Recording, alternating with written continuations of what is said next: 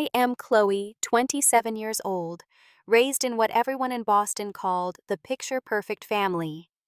My father, a prominent attorney, my mother, a respected high school principal, and my older brother Jason, the golden child who could do no wrong. But behind closed doors, I discovered a shocking truth about Jason that would force me to choose between family loyalty and doing what was right. When I reported my brother for domestic violence, my parents kicked me out. If you want to hear how standing up against abuse changed my life forever, let me know where you are watching from and hit subscribe below. Growing up in Beacon Hill, one of Boston's most prestigious neighborhoods, our family home was a beautiful brownstone that my parents had meticulously restored. The Thompson family was known for excellence in everything we did. My father, James Thompson, built his reputation as one of the city's most successful corporate attorneys. His name was engraved on a brass plaque at a downtown firm where he had made partner by age 35. My mother, Diana, ran Westfield High School with an iron fist wrapped in velvet. Students both feared and adored her. The combination of their careers created a powerful image in our community. Our family photos lined the hallway of our home, chronicling vacations to Martha's Vineyard, ski trips to Vermont, and holiday gatherings where everyone smiled perfectly. These images told the story my parents wanted the world to see, a story of success, harmony, and achievement. Jason was 4 years older than me and embodied everything my parents valued. He stood 6 feet tall with our father's strong jaw and our mother's warm brown eyes. In high school, he captained the lacrosse team, maintained a 4.0 GPA, and won a leadership award that the local newspaper featured. When he was accepted to Dartmouth, my parents threw a party that half the neighborhood attended. I remember standing in the corner that night, 11 years old, watching my brother accept congratulations, while my mother beamed beside him. "That's my son," she would say to anyone who would listen. "He takes after his father." I did well in school, too. I made honor roll every semester, played violin in the youth symphony, and volunteered at the local library. But my achievements always seemed to exist in Jason's shadow. When I brought home straight A's, my father would nod and say, "Good job." When Jason did the same, there were celebrations and gifts. "Try not to compare yourself to your brother," my mother would tell me when I showed signs of disappointment. Everyone has different strengths. But it was clear where the family pride resided. Our home operated under unspoken rules that became clearer as I grew older. Appearances mattered above all else. Problems stayed within our 4 walls. The Thompson name carried weight in the community, and we all had a responsibility to uphold it. "What happens in this family stays in this family," my father would remind us whenever disagreements arose. "We present a united front to the world." After Dartmouth, Jason moved to Boston to work as a financial analyst at a prestigious investment firm. At family dinners, he would casually drop names of clients and mention figures that made my father nod with approval. He bought an expensive condo downtown and drove a car that cost more than my yearly college tuition. It was during his second year at the firm that he met Megan. She worked in the marketing department, a slender woman with striking red hair and a quiet confidence. The first time Jason brought her to Sunday dinner, my parents were visibly impressed. "She comes from a good family," my mother told me later as we cleared the dishes. "Her father is a surgeon in Providence." Megan was smart and had a dry sense of humor that made even my serious father laugh. She and Jason looked perfect together in the way that magazine couples do. When they arrived at family gatherings, my mother would whisper, "They'll make beautiful children someday." On the surface, their relationship seemed ideal. Jason would bring Megan flowers when they came for dinner. He would pull out her chair and order for her at restaurants, behaviors my parents pointed to as signs of his gentlemanly upbringing. But even early on, I noticed things that made me uncomfortable. Jason would sometimes cut Megan off mid-sentence to clarify what she meant. He would check her phone when it buzzed, glancing at the screen before handing it to her. If she mentioned meeting friends after work, he would casually suggest she was too busy, and somehow her plans would change. "I just want to spend time with you," he would say, kissing her forehead in a way that looked loving, but felt controlling. At a Christmas gathering, Megan wore a dress that my aunt complimented. Jason laughed and said, "It would look better if she lost 5 pounds, right, babe?" Everyone chuckled, including Megan, but her smile didn't reach her eyes. These moments accumulated like small pebbles, not enough to cause alarm individually, but together they were beginning to form a pattern I couldn't quite define. Still, I told myself that every relationship had its quirks. Jason had always been particular about things being done his way. Perhaps Megan didn't mind his controlling tendencies. Perhaps I was reading too much into normal couple dynamics. After all, this was my golden brother, the one who could do no wrong, the one whose achievements lined our family mantle, the one who made my parents proud in ways I never could. Looking back, I wish I had trusted my instincts sooner. I wish I had recognized the warning signs for what they were. But we often see what we expect to see, especially when it comes to family. And I had been taught all my life to see only the best in my brother. What I didn't realize then was how quickly those small pebbles would become an avalanche that would bury everything I thought I knew about my family.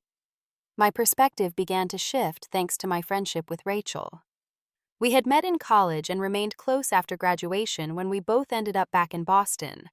Rachel worked as a counselor at a women's shelter, and her stories about her work often left me in awe of both her strength and the strength of the women she helped. One evening, we met for dinner at a small Italian restaurant near my apartment. As we shared a bottle of wine, Rachel told me about a workshop she had conducted that day on recognizing the signs of abuse. Most people think domestic violence is just physical, she explained. But it starts way before that. It's control isolation, emotional manipulation. By the time it becomes physical, the victim is often too trapped to leave. I nodded, thinking I understood in a theoretical way. But then Rachel continued describing behaviors that sounded uncomfortably familiar. Controlling who they see, checking their phone, making decisions for them, putting them down disguised as jokes, creating financial dependence. She took a sip of her wine. Abusers are often charming to everyone else. Pillars of the community. No one suspects a thing. My stomach tightened as her words conjured images of Jason and Megan. The way he checked her phone. The jokes about her weight. The subtle way he redirected her decisions. How do you know if someone is just being protective versus controlling? I asked, trying to keep my voice casual. Rachel gave me a thoughtful look. Protection respects boundaries. Control eliminates them. That conversation planted a seed of concern that I couldn't ignore. The next family dinner, I watched Jason and Megan with new eyes. He kept his hand on the small of her back, guiding her movements. He answered questions directed at her. When she spilled a drop of wine on the tablecloth, a flash of something dark crossed his face, and she quickly apologized 3 times. But what truly alarmed me was a bruise on Megan's wrist, partially hidden by her bracelet. When I asked about it, she quickly pulled her sleeve down. "Oh, I bumped into a door at work," she said with a laugh that sounded rehearsed. "I am so clumsy lately." Jason smoothly changed the subject, but I noticed how his fingers tightened around his fork knuckles, white against the silver. That night, I tried to talk to my parents about what I had observed. We were in the kitchen, my mother washing dishes while my father dried them. "Have you noticed anything off about Jason and Megan?" I asked carefully. "Off? What do you mean?" My mother handed my father a crystal wine glass. "He seems very controlling with her. And did you notice that bruise on her wrist?" My father set down the glass with a definitive click. "Your brother treats that girl like a queen. If anything, he spoils her." "I just think some of his behavior seems concerning." My mother turned off the water and faced me. "Chloe, every couple has their own dynamic. Your brother has a stressful job and provides very well for Megan. She is lucky to have him." "But if he is hurting her—" "That is enough," my father cut in. "Your brother is not some kind of abuser. I will not have that kind of talk in this house. Jason has always had a bit of a temper, but he controls it well. You are making mountains out of molehills." I left that night with their dismissals weighing heavily on me. 2 months later, Jason proposed to Megan during a family vacation to Cape Cod. The photos showed them on the beach at sunset, the diamond ring catching the last golden rays of light. My parents were ecstatic, immediately talking about wedding venues and guest lists. At their engagement party held at my parents' home, I watched as Jason charmed every guest. He kept his arm around Megan, presenting the image of the devoted fiancée.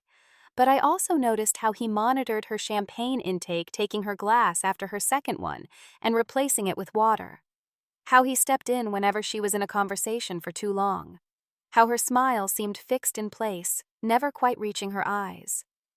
When I found her alone in the kitchen, I took my chance. "Megan, are you happy? Really happy?" She looked startled, then composed her features. "Of course. Why would you ask that? If something was wrong, you could tell me. I would help you." Her eyes darted toward the door. "Nothing is wrong. Jason is wonderful. I am very lucky." "The bruise on your wrist at dinner last month? I told you I bumped into a door." Her voice had an edge to it now. "Chloe, I appreciate your concern, but you are imagining things. Please stop." Before I could respond, Jason appeared in the doorway. "Everything okay in here?" "Just girl talk," Megan said quickly.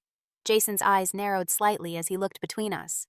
"Mom is looking for you, babe. Something about the guest list."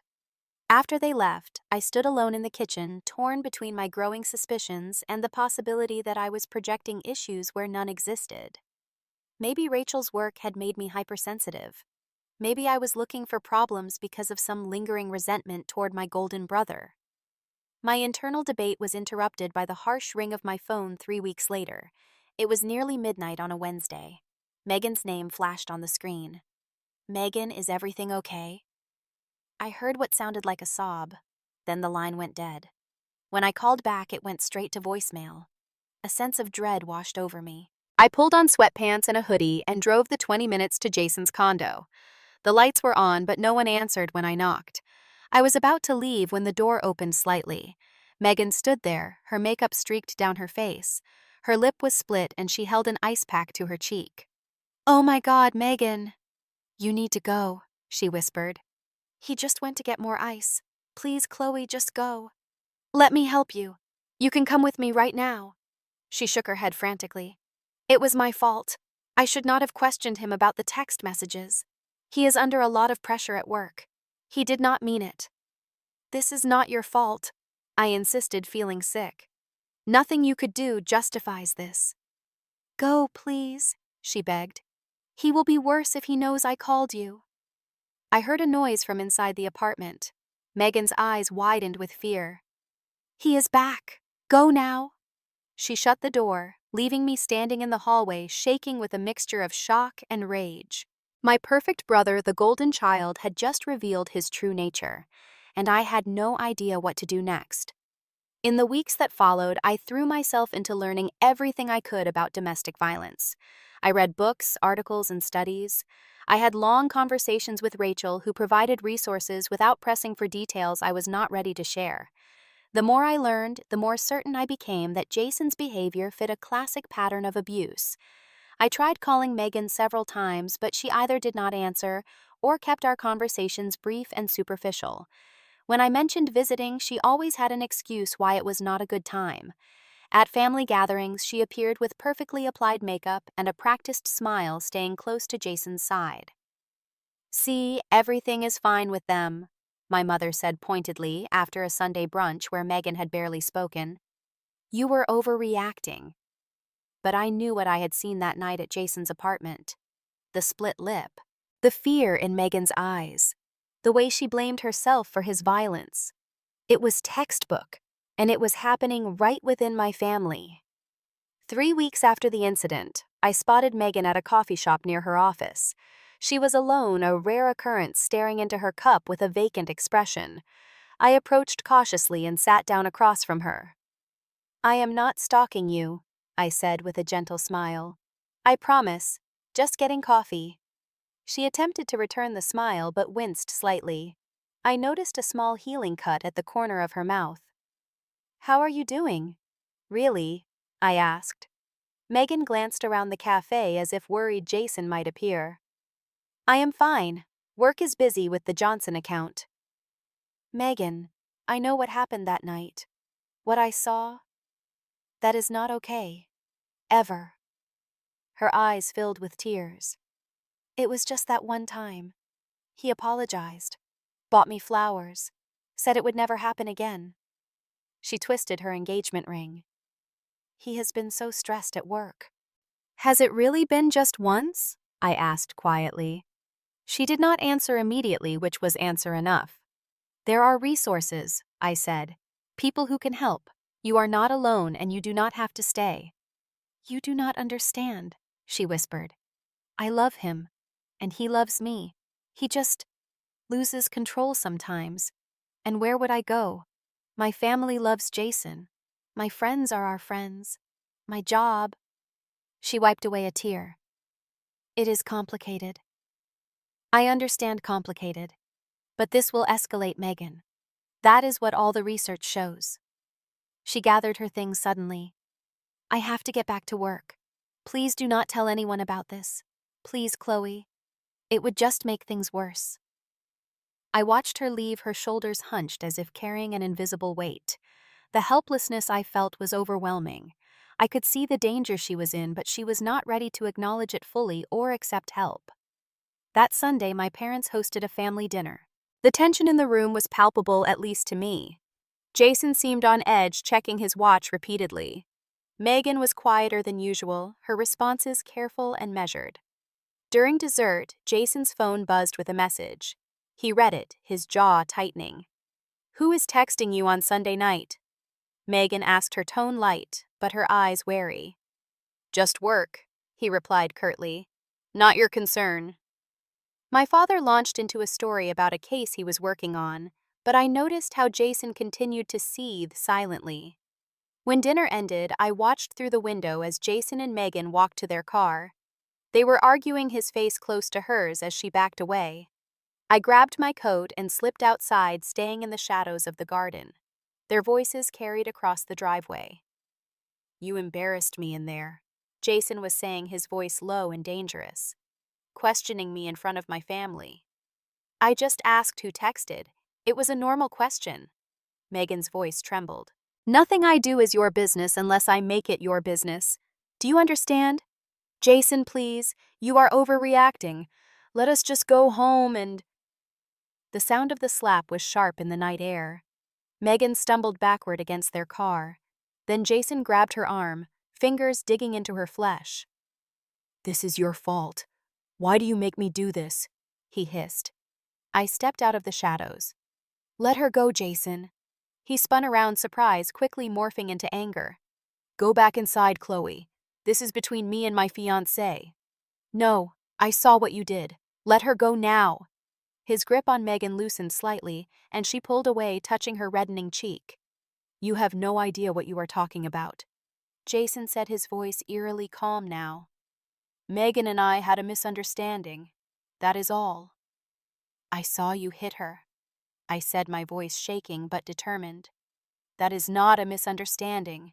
That is assault. Jason's face darkened. He took a step toward me. You always were jealous of me. Of what I have. Now you are trying to ruin my relationship because you cannot stand to see me happy. This is not about me, I said, standing my ground despite the fear crawling up my spine. This is about how you are treating Megan, and it stops now. He laughed, a cold sound that held no humor. Or what? What exactly are you going to do, little sister? Whatever I have to, I replied. Jason moved closer, his voice dropping to a whisper. Stay out of my business, Chloe. This is your only warning. Family loyalty means keeping family matters private. Or have you forgotten everything our parents taught us? Megan had slipped into the passenger seat of the car, her face averted. Jason gave me one last threatening look before walking around to the driver's side. This isn't over, I called as they pulled away. I stood in the driveway long after their taillights disappeared, my heart pounding. The magnitude of what I had witnessed, what I now knew for certain, felt crushing. My brother, who my parents had placed on a pedestal all our lives, was abusing his fiancée, and from everything I had learned, it would only get worse. That night, I barely slept. I kept replaying the scene in the driveway, hearing the sound of Jason's hand connecting with Megan's face, seeing the terror in her eyes. By morning, I knew what I had to do, but the thought filled me with dread. Going against my family, especially against Jason, felt like stepping off a cliff into darkness. I called Rachel and asked if we could meet. I need advice, I told her. Professional advice. Over coffee, I told her everything from my early suspicions to what I had witnessed the night before. She listened without interruption, her expression grave. "What should I do?" I asked when I had finished. "She is not ready to leave him. She is scared, isolated. But I cannot just stand by and wait until he really hurts her. Or worse." Rachel took my hands across the table. "You have options. Megan has options too, even if she does not see them yet. But Chloe, you need to understand something. If you report what you saw, there will likely be consequences for your relationship with your brother. Possibly with your parents too, from what you have told me about them." "I know," I whispered, feeling the weight of that reality. "Are you prepared for that?" she asked gently. I thought about my family, about the expectations and appearances that had ruled our lives, about the brother who had been placed above reproach, about Megan trapped in a cycle of violence that would only escalate.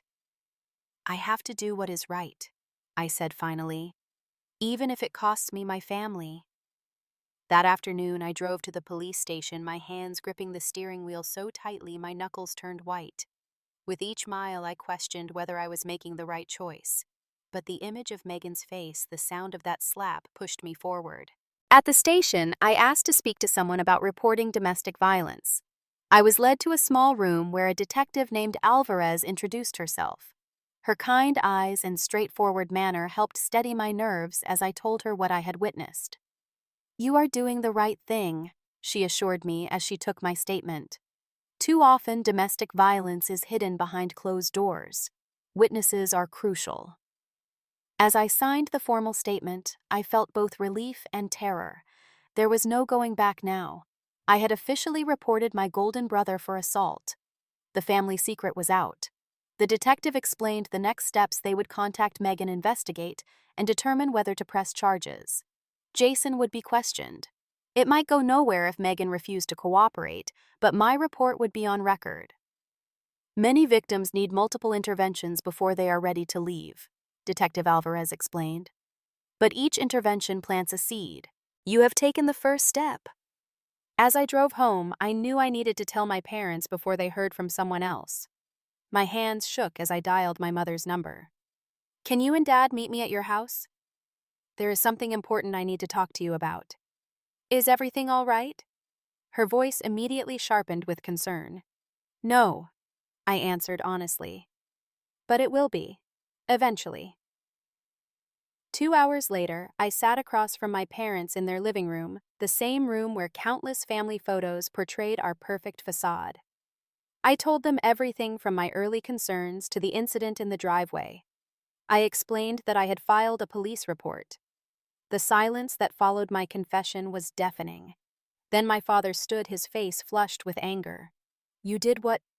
His voice was dangerously quiet. "I reported what I saw. Jason assaulted Megan. It was not the first time, and it won't be the last unless someone intervenes." "You went to the police about your own brother?" My mother's voice was incredulous. "Without even talking to us first." "I tried to talk to you. Weeks ago. You dismissed my concerns." My father began pacing the room. "Do you have any idea what this could do to Jason, to his career, to this family's reputation?" "What about what Jason is doing to Megan?" I countered, my own anger rising. "Doesn't that matter?" "You have always been jealous of your brother," my mother said, her words cutting deep. "But I never thought you would stoop to this." "This isn't about jealousy," I insisted. "This is about doing what's right." My father stopped pacing and stared at me. "Your brother provides for this family. His connections have benefited all of us. And you jeopardize all of that because of what some spat you witnessed couples fight Chloe. It doesn't make him a criminal." "He hit her. Hard enough to leave a mark. That's not a spat. That's assault." "I am calling Jason," my mother said, reaching for her phone. "He needs to know what you have done." Within 30 minutes, Jason arrived, his face a mask of contained fury. He wore a suit, despite it being Sunday, as if the formal attire might lend him credibility. "Tell them what you are accusing me of," he demanded as he entered the room. "They know," I said, holding his gaze. I told them everything I saw. Jason turned to our parents. She is lying. Megan and I had an argument. It got heated, yes, but I never laid a hand on her. Chloe has always resented me, and now she is trying to destroy me. That's not true, I said. I saw you hit her. I saw you grab her arm hard enough to leave bruises. Your word against mine, Jason said with a cold smile. And who do you think people will believe, the successful financial analyst with a spotless reputation, or the jealous little sister who has always lived in my shadow? The police will investigate, I said, trying to sound more confident than I felt. There will be other evidence, other incidents. Megan will never testify against me, Jason said dismissively. She knows which side her bread is buttered on. Unlike you, she understands loyalty. My mother was crying now, dabbing at her eyes with a tissue. I cannot believe this is happening. Our family. There is an easy solution, my father interjected. Chloe, you go back to the police. Tell them you made a mistake, that you misinterpreted what you saw in the dark. I stared at him in disbelief. You want me to lie to protect Jason after what he did? To protect this family, my father corrected. Your mother and I have worked our entire lives to build what we have. The Thompson name means something in this city. I will not have it dragged through the mud. So appearances matter more than the fact that your son is abusing his fiancée. You don't know what you're talking about, Jason snapped. Megan has issues. She gets hysterical sometimes. I have to restrain her for her own good. The classic abuser's defense. I had read about this in my research. Blame the victim. Minimize the behavior. Justify the unjustifiable. I will not recant my statement, I said firmly. What I saw happened. I will not lie to protect an abuser even if he is my brother. My father's face hardened. Then you leave me no choice. He took a deep breath. If you persist with these allegations, you are no longer welcome in this house or in this family. The words hit like physical blows. You're choosing him after what he did. We are choosing family loyalty, my mother said, her voice shaking. Something you clearly know nothing about. If you don't call the police tomorrow and withdraw your statement, my father continued, I want you to pack your things and leave. You will no longer be our daughter. Jason watched with a satisfied expression, secure in his position as the favored child, the golden one who could do no wrong. I looked at each of their faces, searching for any sign of doubt, any crack in their unified defense of Jason. There was none. Then I guess this is goodbye, I said, standing up. My voice sounded distant, as if someone else was speaking. Because I will not withdraw my statement. I will not pretend I didn't see what I saw. If that costs me my family, then maybe this was never really a family to begin with. I walked out of that house carrying the weight of my decision. As I started my car, I caught a glimpse of my mother watching from the window, her expression unreadable. She made no move to stop me or call me back. The next day, I returned to gather my belongings from my childhood bedroom. My mother silently watched as I packed clothes, books, and mementos into boxes and suitcases. My father was conveniently absent at work, or perhaps unable to face the reality of what he had set in motion. This isn't too late to fix, my mother said as I carried the last box to my car. Just tell the police you made a mistake. I paused and looked at her, this woman who had raised me but now stood by as I was exiled. The only mistake was believing that this family valued truth and justice over appearances. She flinched but said nothing more. I drove away from my childhood home, my possessions crammed into my small car, and felt the weight of my new reality. I had been disowned for doing what I believed was right, cut off from my family for refusing to be complicit in abuse. Rachel had offered me her spare room for as long as you need. As I unloaded my car at her apartment that evening, the full emotional impact finally hit me. I sat on the unfamiliar bed and sobbed until I had no tears left, grieving the family I had lost and the illusion of what I had thought we were. You are the bravest person I know, Rachel told me as she sat beside me offering tea and tissues. Standing up for what is right, even when it costs you everything. That's true courage. Her words offered little comfort then. I felt only the gaping wound of rejection, the shock of being cast out by those who should have loved me unconditionally. But in time, I would come to recognize the truth in what she said, and I would need that courage for what was still to come. The days following my expulsion from the family blurred together in a haze of grief, anger, and uncertainty. I took a week off work claiming a family emergency, which was not exactly a lie. During those days, I alternated between second-guessing my decision and reaffirming my conviction that I had done the right thing. Rachel was my anchor. She gave me space when I needed it and company when the solitude became too heavy. She helped me look for an affordable apartment and lent me dishes and furniture to fill it. More importantly, she reminded me daily that standing against abuse was always the right choice, no matter the personal cost. Abusers rely on silence and complicity, she told me one evening as we shared takeout on her couch. By speaking up, you've already made a difference, even if you can't see it yet. 2 weeks after filing my report, Detective Alvarez called. Megan had finally given a statement corroborating what I had witnessed and revealing a pattern of escalating abuse over the previous year. She said your intervention that night and your report gave her the courage to come forward, Alvarez explained. The district attorney has decided to move forward with charges. Domestic battery for now, with the possibility of additional charges as the investigation continues. A mixture of relief and dread washed over me. Relief that Megan had found her voice, that the abuse would not remain hidden. Dread at what this meant for the already fractured relationship with my family. Will I need to testify? I asked, my mouth suddenly dry. Most likely. Your eyewitness account is crucial evidence. I won't sugarcoat this, Ms. Thompson. Testifying against a family member is incredibly difficult, but it can make all the difference in cases like these. I thought about Megan finally taking steps toward freedom and knew I had to see this through. I'll do whatever is necessary. Just tell me when and where. The news of Jason's arrest sent shockwaves through our social circle. Within days, I began receiving messages from family friends and distant relatives. Some expressed shock and disbelief. Others conveyed anger that I had betrayed my brother. A few, primarily women, sent quiet messages of support and understanding. My phone lit up with a call from my mother nearly a month after I had left home. My heart raced as I answered. Hello? The charges are public record now, she said without preamble. Your father's colleagues are asking questions. The neighbors are talking. Are you satisfied now that you have humiliated this family? Her words stung, but I held firm. This isn't about humiliating anyone.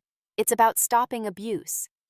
Jason says Megan is lying, that she became hysterical and he restrained her for her own safety, that you misinterpreted what you saw in the dark. That's not what happened, I said quietly. And I think you know that. A long pause filled the line. Your father and I are standing by your brother.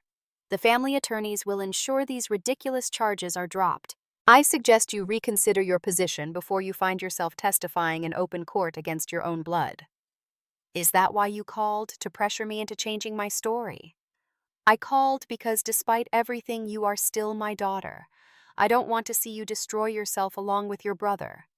I'm not destroying anyone. Jason's actions are what brought us here. She sighed heavily.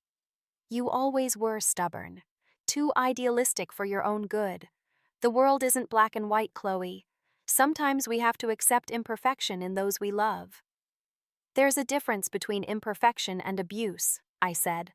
Jason crossed that line. I won't pretend otherwise, not even for you. The call ended shortly after leaving me shaking. Despite everything, part of me had hoped my mother's call signaled a change of heart, a recognition of the truth. Instead, it confirmed that my parents remained firmly in denial, willing to protect Jason at all costs. As the weeks passed and the case moved forward, I met with the prosecutor assigned to Jason's case. Andrea Martinez was a no-nonsense woman with a reputation for successfully prosecuting domestic violence cases. We'll need to prepare you thoroughly, she explained during our first meeting. Your brother's defense attorney will try to discredit you, suggest you have ulterior motives, perhaps bring up past conflicts between you two. It won't be pleasant. I understand. There's something else you should know. Martinez's expression became more serious. During our investigation, we've identified other potential victims, women who dated your brother before Megan. The revelation hit me like a physical blow. Other victims. How many? We've spoken to 2 so far. One from his college years, another he dated briefly before Megan. Both described similar patterns of controlling behavior that escalated to physical abuse. Neither filed charges at the time. I thought about Jason's college girlfriend, Sarah. She had visited our home a few times during their relationship. I remembered her as confident and outspoken at first, quieter and more withdrawn by the time they broke up. Had he been hurting her too? Had there been signs I missed even then? Will they testify? I asked. One has agreed to, the other is still deciding. Having multiple victims testify to a pattern of behavior would significantly strengthen our case. I left the meeting with a heavier heart, but also with renewed determination. This was no longer just about Megan. It was about a pattern of abuse that had apparently spanned years, hidden behind my brother's charming facade and protected by our family's obsession with appearances. The night before my scheduled testimony, I received a text from my father. It was the first direct communication from him since he had ordered me to leave. Not too late to remember where your loyalties should lie. Family above all. Think carefully about tomorrow. I didn't respond. Instead, I sat on my new apartment's small balcony looking out at the Boston skyline and tried to prepare myself for what was coming. I had chosen my path. There was no turning back now. As I was about to turn in for the night, my phone rang. An unknown number. Hello. Chloe, it's Megan. Her voice was stronger than I remembered, more assured. Megan, are you okay? Getting there. She paused. I wanted to call and thank you for what you did that night, for reporting what you saw. I don't think I would have found the courage to leave without that first step. Her words warmed something inside me that had been cold since the day my family cast me out. You don't need to thank me. I just did what anyone should do. But that's just it, she said softly. Most people don't. They look the other way. They make excuses. You didn't. And it made all the difference. Another pause. I know what it cost you. Your family. They made their choice, I said, surprised by the steadiness in my voice. Just like I made mine. Well, I want you to know that your choice saved me. So thank you. And good luck tomorrow. I'll be there too. After we hung up, I slept more peacefully than I had in weeks. Whatever came next, I knew with absolute certainty that I had done the right thing. The courthouse loomed large and imposing as I climbed the steps the next morning. My charcoal gray suit felt restrictive, my mouth dry with anxiety. But beneath the nerves was a solid core of resolve. I would tell the truth whatever the consequences. The courtroom was smaller than I expected, more intimate. That somehow made it worse, knowing I would be only feet away from Jason as I testified against him. As I waited on a bench in the hallway, I saw my parents arrive. They walked past me without acknowledgement, their faces set in matching expressions of grim determination. Inside, they sat directly behind Jason, a united family front. My brother wore an expensive suit and a solemn expression. He looked respectable, trustworthy. Exactly the image our parents had cultivated all these years. Megan arrived with a woman I assumed was her own mother. She looked different. Her hair was cut shorter, her posture straighter. She glanced in my direction and gave me a small, appreciative nod. When I was called to testify, I walked to the witness stand feeling as though I was moving through water. Everything seemed slightly surreal. I took the oath, my voice surprisingly steady as I promised to tell the truth.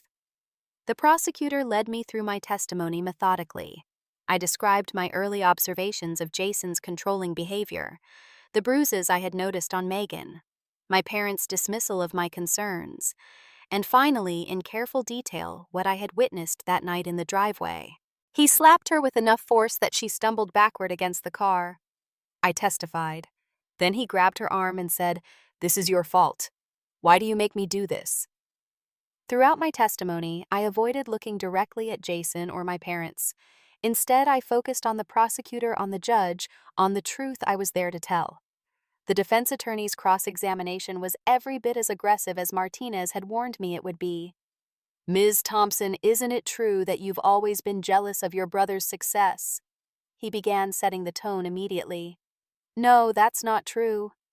Your brother was the star athlete, the academic achiever, the financial success. You've lived in his shadow your entire life.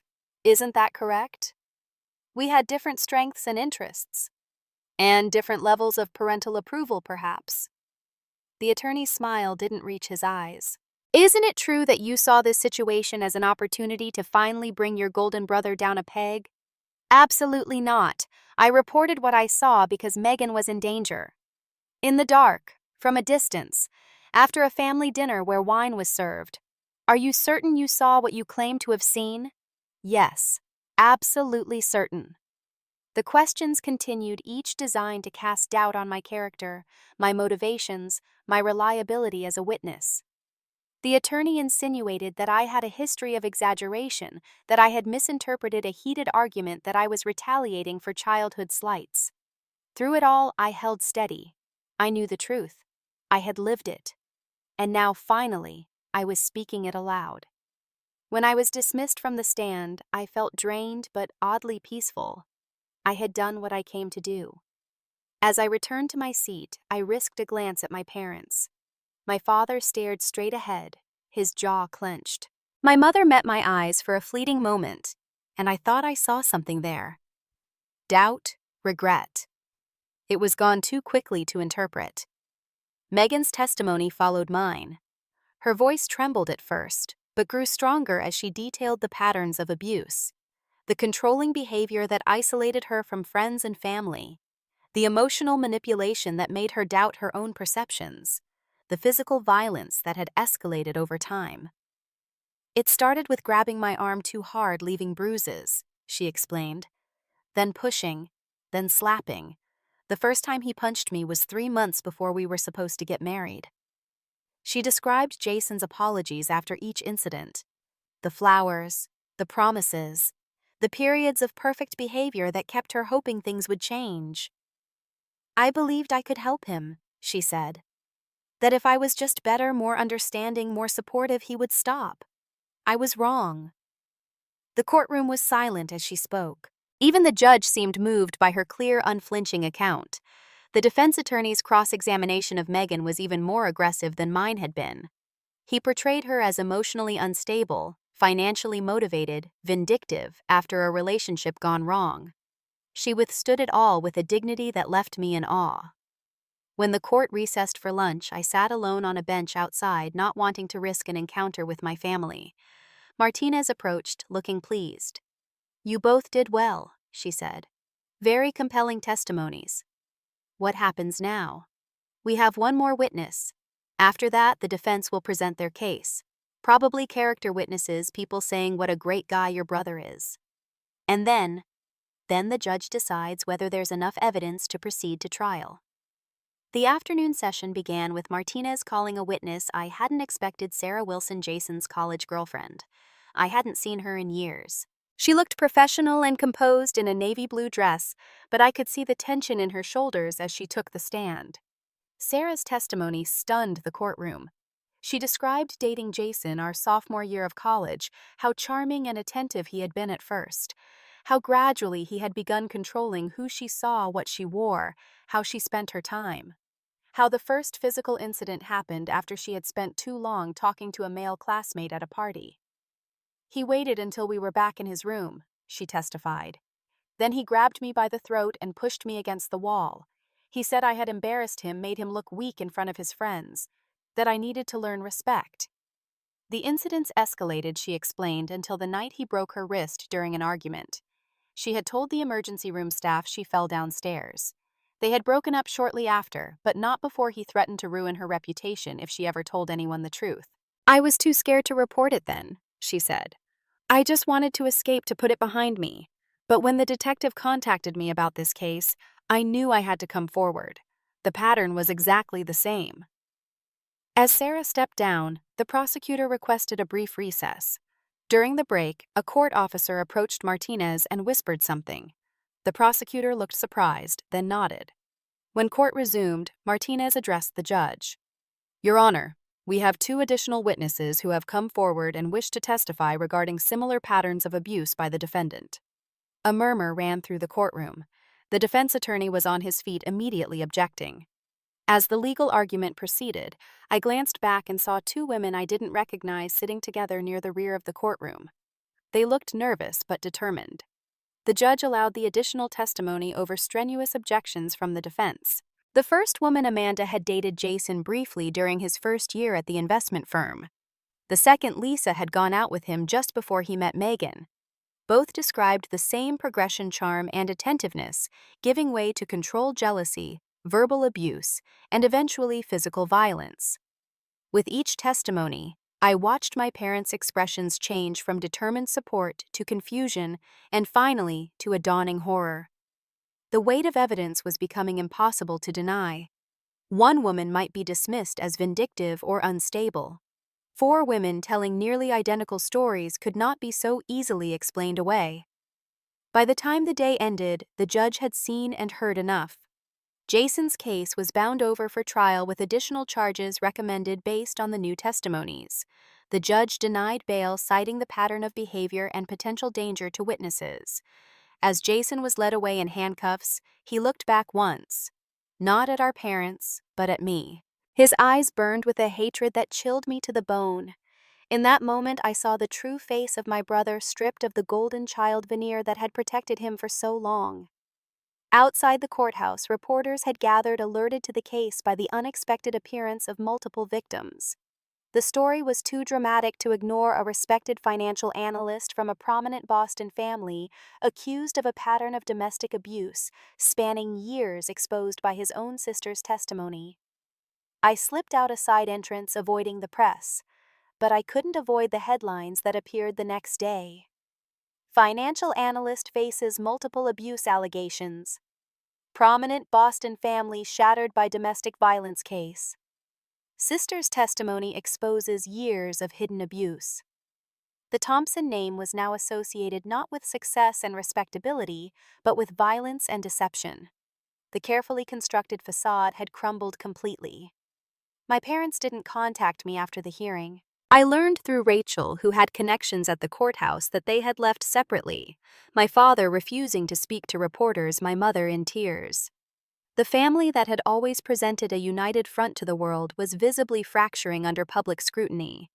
In the days that followed, I received messages from more distant relatives and family friends. Some expressed shock and betrayal that I had exposed family matters publicly. Others, particularly women, sent words of support and admiration for my courage. An aunt I had always been close to called her voice thick with emotion. "I always knew there was something off about Jason," she confessed.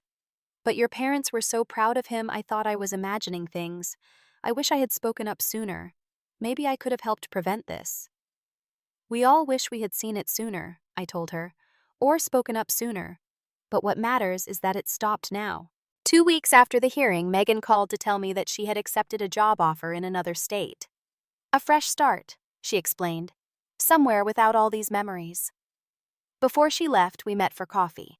The woman across the table from me was transforming before my eyes, shedding the fearful, diminished version of herself that Jason had created. "I keep thinking about the others," she said. "Sarah, Amanda, Lisa. How long this went on. How many of us suffered before someone finally said enough." "At least it's over now," I said. "For all of you." She reached across the table and squeezed my hand. "And you? What will you do now?" I had been asking myself the same question. My life had been upended, my family relationships destroyed. Yet somehow I didn't regret the path I had chosen. "I'm not sure yet," I admitted. "But I know I want to help others. Maybe work with Rachel at the shelter. Use what I've learned through all this." Megan nodded. "You'd be good at that. You saved me, you know. Your courage gave me courage." As we said goodbye, I felt a strange sense of peace. My family, as I had known it, was gone. But in its place, perhaps something new could grow. Something based on truth rather than appearances, on doing what was right rather than what was expected. That night, I drove past my parents' home, slowing as I approached the familiar brownstone. The windows were dark except for a single light in the kitchen. I imagined my mother there, perhaps sitting alone with her thoughts confronting truths she had spent years denying. I didn't stop. It wasn't time yet. Maybe it never would be. The media coverage continued as Jason's case moved toward trial. Each new article seemed to uncover more about my brother's double life, the careful facade he had maintained versus the violence he had inflicted. Our family name, once synonymous with success and respectability, was now tainted by scandal. I couldn't bring myself to feel sorry about that. Some reputations deserved to be destroyed if they were built on lies and enabled abuse. Some truths needed to be spoken no matter how painful the consequences. The road ahead would be difficult. The trial, the potential for appeals, the broken relationships that might never be repaired. But for the first time since that night in the driveway, I felt certain that I was walking the right path. Not the easiest one, certainly, but the right one. And for now, that was enough. 6 months passed. Boston summer turned to fall leaves carpeting the common in russet and gold.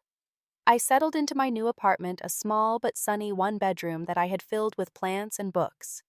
It was nothing like the elegant brownstone I had grown up in, but it was mine, and it was honest. Jason's trial had ended with a guilty verdict on multiple counts of assault and battery. The judge, citing the pattern of behavior and lack of remorse, sentenced him to 4 years. The investment firm immediately terminated him. His carefully constructed life had collapsed entirely. I had not spoken to my parents since the courthouse.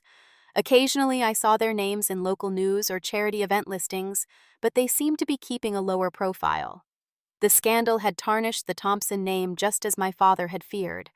Rachel had become not just a friend, but a lifeline. She had helped me find purpose in the aftermath of family destruction, inviting me to volunteer at the women's shelter where she worked. Twice a week, I led discussion groups for women recovering from abusive relationships. Their stories often echoed Megan's, Sarah's, my own. The patterns were disturbingly similar. "You have a gift for this," Rachel told me after one particularly powerful session. "The women trust you because you've been there, not as a victim yourself, but as someone who chose to stand against abuse even at great personal cost." I had also connected with the other women from the trial.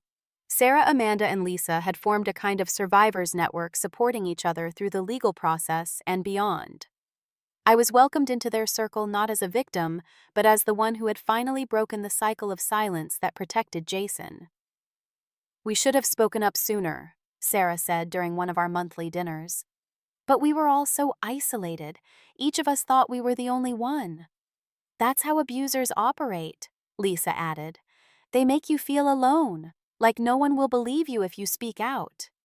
"Well, we're not alone now," Amanda said, raising her glass in a toast. "And neither is anyone else he might have hurt if Chloe hadn't stepped up." Their words warmed me, but the hole left by my family's rejection remained. There were days when the loss hit me with fresh pain. Holidays, birthdays, random Tuesday afternoons when something reminded me of my mother's laugh or my father's cologne. Then came the day I quite literally ran into my mother at Whole Foods. I was examining avocados when I turned and nearly collided with her shopping cart. "Mom." I said the word escaping before I could think. She looked thinner, older. Her always perfect hair showed strands of gray she hadn't bothered to color. "Chloe." We stood frozen in the produce section, other shoppers moving around us like water around rocks. "How are you?" I finally managed. "Managing." She glanced around as if worried someone might recognize us. "Your father and I are selling the house. It's too big for just us now." "Oh." The news shouldn't have hurt, but it did. That house held all my childhood memories. "Where will you go?" "Your father has taken an apartment downtown. I'm looking at places on the North Shore." A pause. "We've separated." The revelation stunned me. My parents had been married for 35 years. Their partnership had seemed unbreakable even if it was built partly on appearances and expectations. "I'm sorry," I said and meant it. She adjusted her scarf, a nervous gesture I remembered from childhood. "The trial, the things those women said, I couldn't." She stopped, collected herself. "Your father still believes there were extenuating circumstances, that the women exaggerated. that you misunderstood what you saw. And you... Her eyes filled with tears. I don't know what to believe anymore.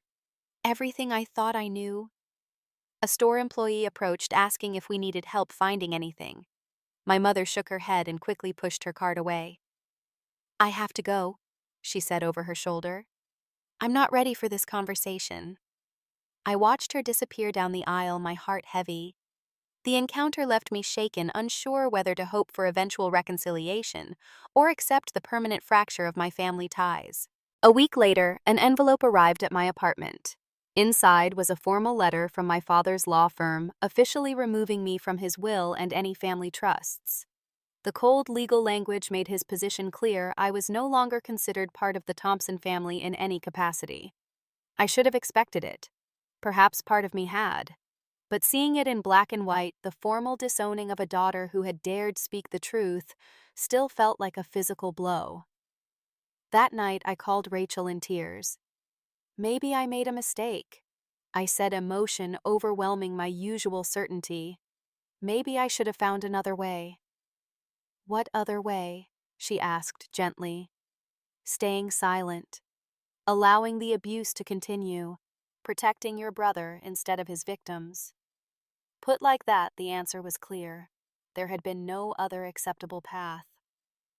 Your father may never come around, Rachel said.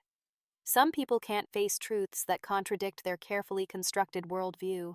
But you did the right thing, Chloe. Never doubt that. The conversation helped restore my perspective. I decided to channel my energy into something constructive. The next day, I enrolled in a certification program for domestic violence counseling. If my family ties were permanently severed, I would build new connections, a new purpose from the ashes of what I had lost. As the months passed, I found unexpected strength in my new path. The women I worked with at the shelter showed me what true resilience looked like. Many had left everything behind: homes, possessions, financial security to escape abuse. They were rebuilding their lives from scratch, finding courage they didn't know they possessed. Sarah, Amanda, Lisa, and I expanded our informal support network, eventually creating a foundation to help domestic violence survivors with legal resources and transitional housing. We named it Phoenix Rising, symbolic of new life emerging from destruction. An appropriate metaphor for all of us. Nearly a year after the trial, as our foundation gained traction and media attention, I received an unexpected email from my mother. I've been following your work with the foundation. I'd like to talk if you're willing. No expectations. Just talk. I stared at the message for a long time, emotions warring within me. Anger at how she had stood by Jason, grief for the family bonds that had been severed, hope that perhaps something could be salvaged from the wreckage. We met at a quiet cafe, neutral territory for both of us. She looked better than she had at the grocery store, less fragile. There was a new determination in her eyes that reminded me unexpectedly of myself. I've been in therapy, she said after we ordered coffee, trying to understand how I missed the signs, how I convinced myself that Jason was perfect when there were clearly problems. It's what parents do, I said. See what they want to see in their children. Not all parents. Some see clearly. She stirred her coffee, though she hadn't added anything to it. I've had to face some difficult truths about Jason, about your father and me, about how our need to maintain appearances allowed something terrible to flourish right under our noses. I remained silent, letting her find her way through difficult admissions. I don't expect forgiveness, she continued. What we did to you was unforgivable. Choosing Jason over the truth, choosing family reputation over justice for those women. She looked up, meeting my eyes directly for the first time. But I wanted you to know that I see it now. What you did took tremendous courage, the kind I wish I had shown. The words I had longed to hear for so long washed over me. Not quite an apology, but an acknowledgement, a recognition of truth. What about Dad? I asked. She shook her head. He can't face it. Maybe he never will. The cognitive dissonance is too great, the shame too overwhelming. He's thrown himself into work pretending none of this happened. And you? I'm trying to rebuild. A different life than I planned, but an honest one. She hesitated. I made a donation to your foundation. Anonymous. I'd like to do more if you'll allow it. It wasn't a complete reconciliation. There were too many wounds, too much history between us. But it was a beginning. A small bridge across a chasm that had seemed unbridgeable. As we parted, she hugged me briefly, awkwardly. I'm proud of you, she whispered. I should have told you that long ago. The words unlocked something inside me, a validation I hadn't known I still needed. In the years since our relationship has slowly, cautiously rebuilt itself. Not as it was before, but as something new. More honest, less perfect. My father remains distant, possibly permanently so. But I've made peace with that possibility. The foundation has grown, helping dozens of women escape abusive situations and rebuild their lives. Megan serves on our board of directors, bringing her marketing expertise and personal experience to our mission. Sarah leads support groups. Amanda manages our legal resources network. Lisa coordinates housing assistance. Together, we're creating something meaningful from the broken pieces of our individual experiences. Not a replacement for family, but a different kind of connection. A community built on shared values and mutual respect. I've learned that sometimes the hardest choices are also the most necessary ones. That standing for truth may cost everything, but doing otherwise costs even more. That family isn't always defined by blood, but by who stands with you when standing feels impossible.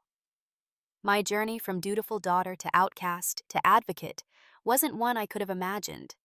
The loss of my family as I knew it remains a wound that may never fully heal. But the women whose lives have been changed through our work, the survivors who find their voice and their strength, they make every painful step worthwhile. True strength, I've discovered, isn't staying silent to protect abusers. It's speaking truth to protect victims, even when that truth shatters everything you thought you knew. It's rebuilding after destruction, finding purpose in pain, creating light from darkness. That's the legacy I choose to create. Not the Thompson family name with its facade of perfection, but something real and honest and brave. Something that might, in some small way, help break the cycles of abuse and silence that trap so many. Have you ever had to choose between loyalty to family and doing what you knew was right? What would you have done in my situation? Let me know in the comments below. And if my story resonated with you, please subscribe and share it with someone who might need to hear that they're not alone. Thank you for listening, and remember that sometimes the bravest thing you can do is simply tell the truth, no matter the cost.